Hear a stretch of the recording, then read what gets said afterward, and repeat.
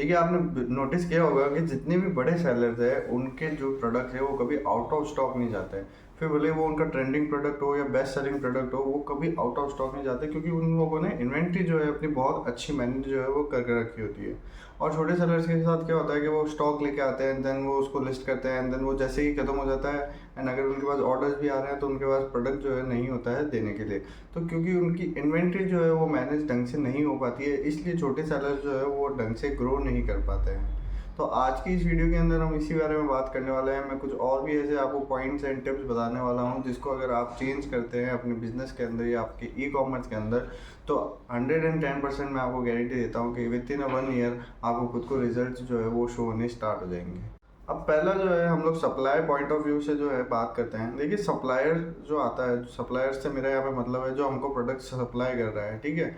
अब सप्लायर जो होते हैं वो आपको प्रोडक्ट एक साथ एक क्वांटिटी के अंदर दे तो देते हैं, बट अब रिस्क यहाँ पे ये रहता है कि अगर वो प्रोडक्ट की सेल नहीं आई तो इन्वेंट्री जो है वो अपने पास पड़ी रहेगी, और अगर सेल अच्छी आ गई और अगर वो जो लिमिटेड पीस थे वो सारे निकल गए और देन आपके पास ऑर्डर आ रहा है और उस टाइम पे उस सेलर के पास में, उस शिपिंग वाले के पास में वो पार्सल या वो आइटम्स अवेलेबल नहीं है, तो उस टाइम पे जो है हमारी जो रैंकिंग या हमारी जो लिस्ट रैंक कर रही है वो जो है डाउन चली जाती है, और हमारे रिव्यूज़ और रेटिंग्स भी जो है वो ख़राब आनी स्टार्ट हो जाती है।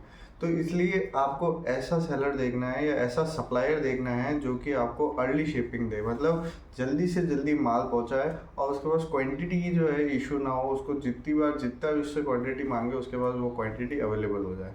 तो हमेशा ध्यान रखिएगा, जैसे जब आप ई कॉमर्स बिजनेस स्टार्ट कर रहे हैं तो आप जो सप्लायर है आपका, वो सप्लायर ऐसा ही होना चाहिए जिसके पास अच्छी इन्वेंट्री मैनेज करी हुई हो, या फिर वो आपको जल्दी से जल्दी जो है प्रोडक्ट आप तक पहुंचा दे, और साथ में जितनी क्वांटिटी आप मांगो उतनी क्वांटिटी आपके पास पहुंचा दे। क्योंकि देखिए, ई कॉमर्स के अंदर मेन जो सब गेम है वो सारा का सारा जो है सप्लायर का ही है, और सारा का सारा जो है शिपिंग का है।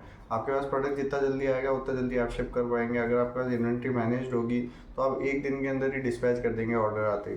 तो प्रोडक्ट जितना जल्दी कस्टमर के पास पहुंचेगा वो उतना जल्दी आपको रिस्पांस भी अच्छा मिलेगा और आपको रेटिंग्स भी अच्छी आएगी।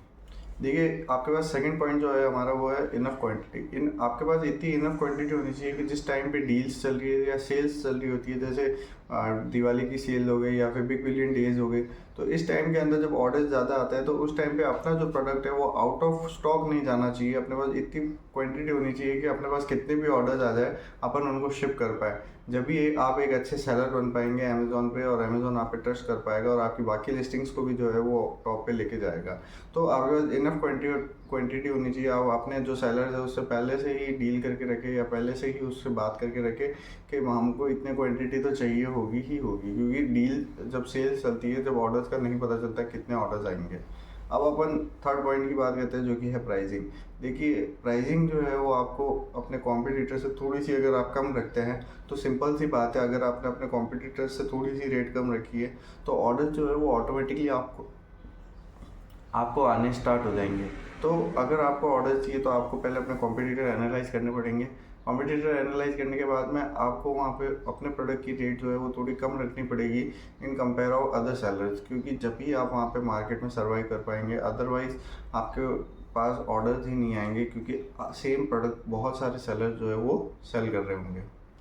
अब हमारा फोर्थ पॉइंट है कंसिस्टेंसी। देखिए, आपको कंसिस्टेंसी रखनी है। कंसिस्टेंसी से मेरा यहाँ पे मतलब है कि आपको ऑर्डर्स जो है वो टाइम टू टाइम शिप कराने हैं, new listings time to time करनी है, जल्दी से जल्दी अपना प्रोडक्ट जो है वो शिप कराना है।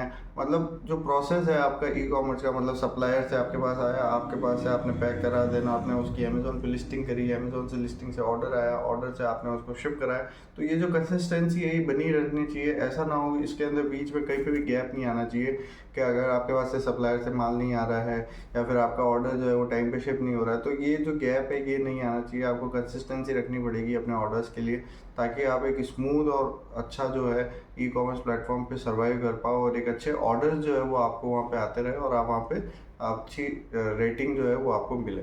देन अपन बात करते हैं कि देखिए, आपको सबसे पहले अपना स्टोर जो है वो थोड़ा एनालाइज तो करना पड़ेगा। आपको आपके प्रोडक्ट एनालाइज करने पड़ेंगे। लोग क्या करते हैं, जैसे ही अपन टिप्स एंड ट्रिक्स की बात करते हैं, लोग क्या करेंगे, प्रोडक्ट एनालाइज कर लो, अपने शॉप एनालाइज कर लो, अपने टाइटल बदल लिए, डिस्क्रिप्शन बदल लिए। देखिए वो सब चीज़ें तो इंपॉर्टेंट है ही, बट साथ ही साथ में आपको ये भी देखना है कि आपका सप्लायर बेस कैसा है। क्योंकि देखिए जब तक सप्लाई से माल आपको नहीं आएगा, कंपटीशन मार्केट के अंदर बहुत ज़्यादा बढ़ गया है। अगर आपने एक कदम आप आगे नहीं चलेंगे तो आपसे आपके बराबर के तो बहुत सारे लोग हैं, वो सब आपसे आगे निकल जाएंगे। तो इसलिए सब चीज़ें सही होती है। देखिए सब यूट्यूब पे जो भी वीडियोस बना रहे हैं वो सब लोग सही कह रहे हैं कि आपको लिस्टिंग ऑप्टिमाइज करिए, ये करिए, वो करिए। देखिए वो फर्स्ट स्टेप है, बट सेकंड स्टेप पे अपने पास यही आता है कि आपको सप्लायर जो आपका जितने भी ऑर्डर्स आ रहे हैं उनको आप टाइम पे फुलफिल कर रहे हैं या नहीं कर रहे हैं, वो भी एक मेन जो है वो अपना पार्ट होता है। क्योंकि जब तक आपको रेटिंग्स एंड रिव्यूज़ नहीं आ पाएंगे, जब तक आप जो है रैंक नहीं कर पाएंगे। अब अपन जो है प्राइवेट लेवल की बात करते हैं। देखिए सप्लायर की तो अपन ने बात कर ली, सप्लायर से अपन को टाइम टू टाइम कंसिस्टेंसी से माल आना चाहिए, साथ ही साथ में प्राइसिंग अच्छी होनी चाहिए, अपना जो है टाइमली रिस्पॉन्स देना चाहिए। तो ये सब चीज़ें तो हो गई, बट अब साथ ही साथ में जब आप प्रोडक्ट जो है सप्लायर से लेके सेल कर रहे हैं तो वहाँ पे आप देखेंगे आप किसी की लिस्टिंग के नीचे अपनी लिस्टिंग कर रहे हैं या आपकी लिस्टिंग के नीचे किसी ने लिस्टिंग कर रखी है। तो वहाँ पे जब बायर परचेज करने जाएगा तो वो देखेगा कि इतने सारे लोग सेम प्रोडक्ट सेल कर रहे हैं, ठीक है। तो वहाँ पे अंदर जिसने भी सबसे कम ज़्यादा रेट रख रखी होगी वो उसका प्रोडक्ट वहाँ से परचेज कर लेगा। सिंपल है। आप भी अगर बायर होते तो आप भी यही करते। अब इसका एक दूसरा इलाज जो है वो हमारे पास होता है प्राइवेट लेबल। आपको ट्रेडमार्क के लिए अप्लाई करना है, देन आपको प्राइवेट लेबल मिल जाएगा। अब प्राइवेट लेबल क्या होता है, सबसे पहले मैं आपको ये बता दूं। प्राइवेट लेबल से यहाँ पर मतलब हो गया आपकी खुद की मैन्युफैक्चरिंग, या फिर मैन्युफैक्चरिंग नहीं कहूँगा, या फिर आपका खुद का जो है पैकेजिंग। देखिए मैन्युफैक्चरिंग आप किसी और से करा लीजिए, उनसे माल लेके आप उस पर अपनी जो है पैकेजिंग करा के एंड देन उसको लिस्ट कर दीजिए। उससे फ़ायदा ये होगा कि आपके प्रोडक्ट के नीचे जो है कोई और प्रोडक्ट अपना लिस्ट नहीं कर पाएगा, पहली चीज़। दूसरी, प्राइस वॉर वहाँ पे नहीं होगा, क्योंकि आप देखिए आपसे सिमिलर प्रोडक्ट जो सेल कर रहा है उसकी प्राइस और आपकी प्राइस जो है वो सेम हो सकती है या आपकी थोड़ी सी ज़्यादा हो सकती है, क्योंकि आप अच्छी क्वालिटी दे रहे हैं। अगर आप अच्छी क्वालिटी दे रहे हैं तो आप अगर थोड़े से पैसे ज़्यादा भी देंगे तो आपके ऑर्डर्स जो है वो आएंगे, आपके ऑर्डर्स आएंगे, ठीक है।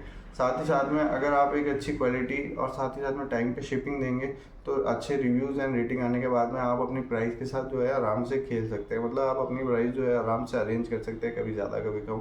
तो वो सब आप पे हो जाता है। उसके अंदर कोई भी जो है आपको ये नहीं कहेगा कि ये प्राइस जो है कम ज़्यादा क्यों कर रहे हो।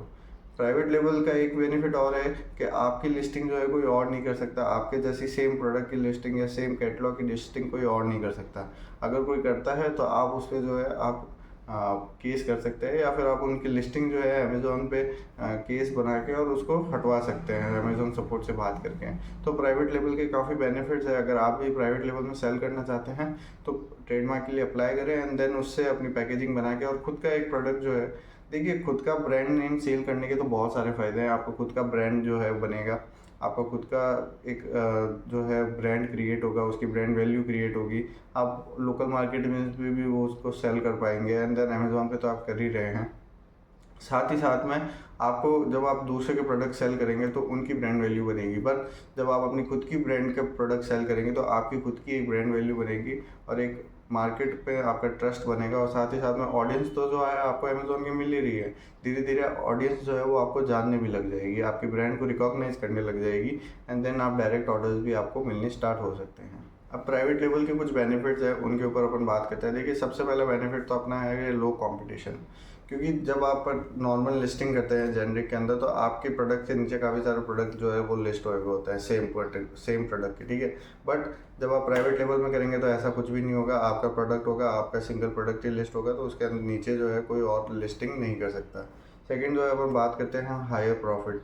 जब आप अपना खुद का प्रोडक्ट सेल करेंगे तो आप अपने हिसाब से उसकी रेट्स जो है वो फाइनल करेंगे, तो उससे आपको जो है अच्छा प्रॉफिट भी जो है वो आप अर्न कर पाएंगे। अच्छा प्रॉफिट अर्न कर पाएंगे तो उससे जो है आपका ही ग्रो होगा, सब कुछ आपका बढ़िया चलेगा। देन अपन बात करते हैं कस्टमाइजेशन की। देखिए समटाइम्स जो है अमेज़ोन पे भी आपको ऑप्शन मिलता है कस्टमाइजेशन का। अगर आपके कस्टमर को कुछ कस्टमाइजेशन चाहिए प्रोडक्ट के अंदर तो वो आप इजीली उनको करके दे सकते हैं और उनके आप अलग चार्जेस भी जो है वो उनसे ले सकते हैं।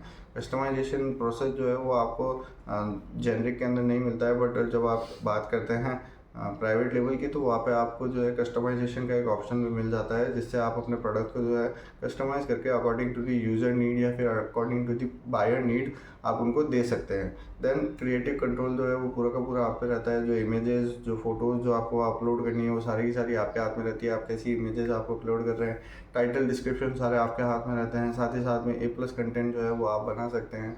कैसा आपको A+ कंटेंट चाहिए, कैसा क्या डिज़ाइन करना है, उसके अंदर क्या शो करना है, सारी क्रिएटिव जो है। बट नॉट जेनरिक के अंदर ऐसा नहीं होता है, क्योंकि वहाँ पे जो है आप लिस्टिंग, ऑलरेडी लिस्टिंग को ही वहाँ पे पब्लिश कर देते हैं। तो इसके अंदर आप अपने क्रिएटिव कंट्रोल भी जो है वो सारा का सारा आपके हाथ में ही रहता है। तो देखिए, आज की वीडियो में हमने बात करी कि आपके दो पॉइंट्स जो कि है, एक सेलर और दूसरा है प्राइवेट लेबल, ये दोनों ही अगर चीज़ें आप ध्यान में रख के चलते हैं तो आप एक अच्छा मार्जिन जो है वो अमेज़ॉन पे अर्न कर पाएंगे। अब वापस से मैं आपको रिपीट करा देता हूँ, जो आपका सप्लायर पॉइंट था, सप्लायर के अंदर आपको कंसिस्टेंसी होनी चाहिए, रेगुलर सप्लाई मिलनी चाहिए, टाइमली रिस्पॉन्स मिलना चाहिए, और साथ ही साथ में आपका जो प्राइवेट लेवल है, प्राइवेट लेवल के अंदर आपको बेनिफिट्स जो है वो मिलते हैं कस्टमाइजेशन के। साथ ही साथ में आपको कंपटीशन कम होता है, जो आपकी क्रिएटिव जो है वो आप खुद कर सकते हैं, और साथ ही साथ में प्रॉफिट जो है वो भी आपका हायर रहता है। तो देखिए, ये सब चीज़ें जो है ये बहुत ज़्यादा एक इम्पॉर्टेंट रोल प्ले करती है जब आप ई-कॉमर्स मार्केट प्लेसेस पे जाते हैं। तो अगर आज की वीडियो के अंदर कुछ भी आपको डाउट आया हो या फिर कुछ भी ऐसा लग रहा हो कि नहीं समझ आया, तो आप मेरे को कमेंट सेक्शन में ज़रूर बताइएगा। वहाँ पर मैं आपको उसका आंसर ज़रूर दूंगा। और चैनल पर पहली बार आया तो चैनल को लाइक, शेयर एंड सब्सक्राइब करके जाइएगा। Thank you.